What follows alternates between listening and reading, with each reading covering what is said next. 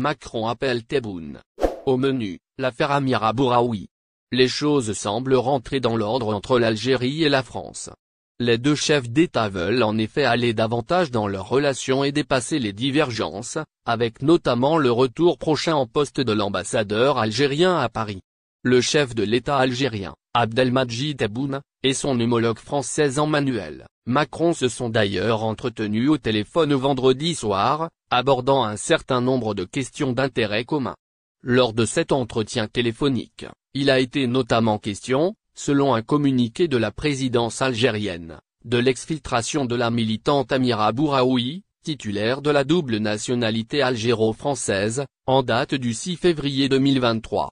La communication téléphonique a permis de lever plusieurs ambiguïtés concernant cette affaire qui a suscité des dissensions dans les relations bilatérales, note le communiqué, précisant que les deux chefs d'État ont convenu de renforcer les moyens de communication entre les administrations des deux pays, afin d'éviter que de telles situations ne se répètent.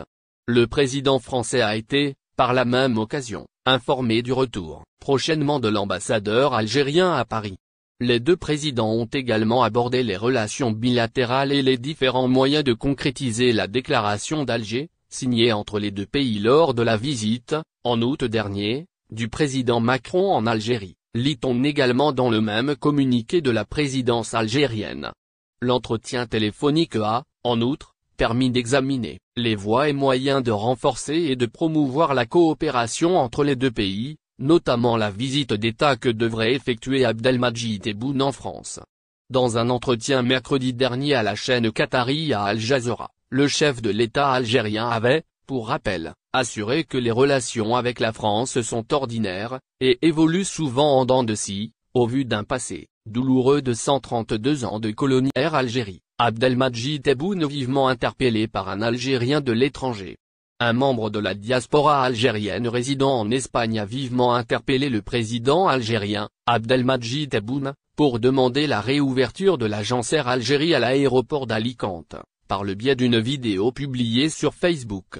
Depuis mars 2020, cette agence est fermée en raison de la crise sanitaire. Cette fermeture a forcé de nombreux Algériens vivant en Espagne à faire des détours coûteux pour rejoindre l'Algérie. Le membre de la diaspora en question, qui souhaitait récemment se rendre à Mostaganéon, a été obligé de passer par Barcelone pour rejoindre l'Algérie depuis l'Espagne, ce qui représente un détour de plus de 500 km. Cette situation a provoqué l'indignation de nombreux Algériens résidant en Espagne, qui déplorent les difficultés qu'ils rencontrent pour rejoindre leur pays d'origine. Nous sommes fatigués de subir les conséquences de la fermeture de cette agence, a déclaré le ressortissant algérien.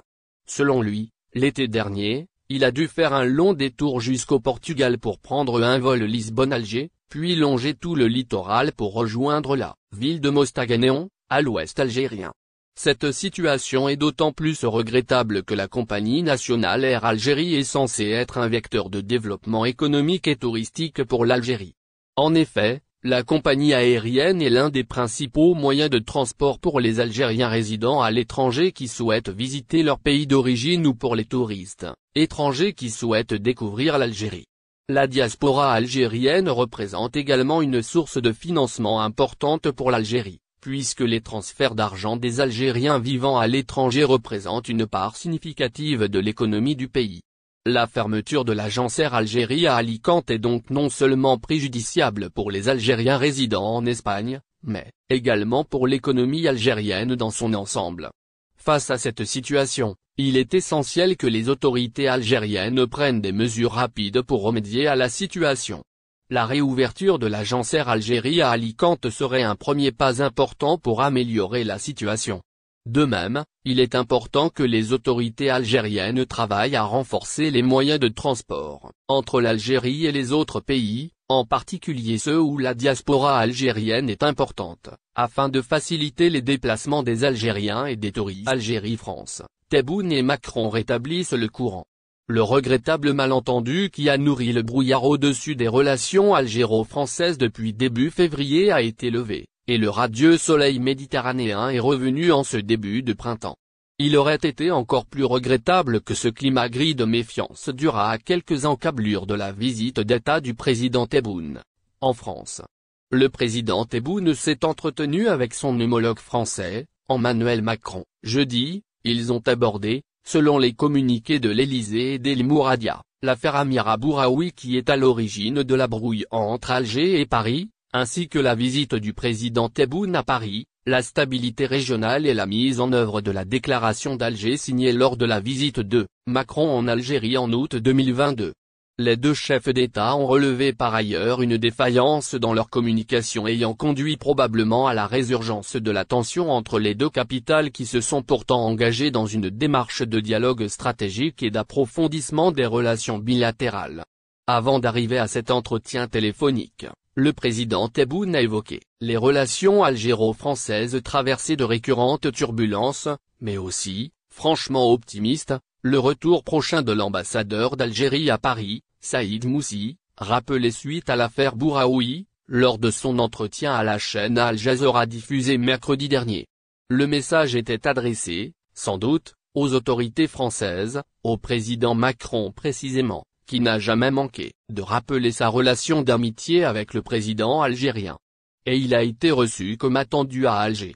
Le lendemain, les deux responsables se sont parlé, ont échangé et réussi à dissiper le malentendu, et rétabli les relations dans l'ordre de leur normalité. Confusion dissipée. L'appel téléphonique a dissipé beaucoup de confusion et la rupture qui en a résulté dans les relations bilatérales, a indiqué le communiqué de la présidence, qui ajoute que les deux chefs d'État ont discuté du renforcement des moyens de communication entre l'administration des deux pays afin que de tels cas ne se reproduisent pas. Nous retrouvons presque les mêmes éléments de langage dans le communiqué de l'Élysée qui a évoqué un échange sur les conditions de départ de Tunisie et d'arrivée en France, avec le soutien des services consulaires en Tunisie, d'une ressortissante franco-algérienne, le 6 février dernier. Le communiqué évoque des malentendus regrettables et plaidé pour le renforcement des canaux de communication entre les deux administrations. Il est suggéré ainsi, selon les deux sources, que la communication entre les deux capitales a été parasitée, voire détournée. Ainsi, des médias algériens ont accusé les services de la sécurité extérieure français d'avoir exfiltré une ressortissante algérienne qui fait l'objet d'une interdiction de sortie du territoire, alors que des sources de l'autre rive de la Méditerranée donnaient, dans le même sillage, une information faisant état de la suspension par l'Algérie de l'octroi des visas aux Français. Une information non fondée à laquelle n'a même pas répondu d'Élysée, et semble être distillée pour entretenir ce climat tendu entre l'Algérie et la France, soutenu certainement par le courant d'extrême droite qui compte parmi ses adeptes de nombreux nostalgiques de l'Algérie française, donc notoirement hostiles à l'Algérie.